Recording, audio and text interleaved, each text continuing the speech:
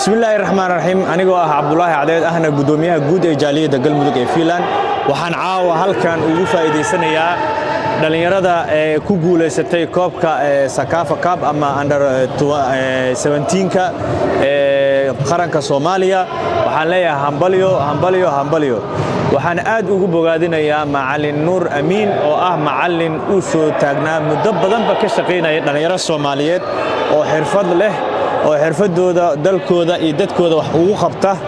in uu soo saaray waxaan leeyahay maanta ayaa gaartay guushii aad muddo ka soo shaqeynaysay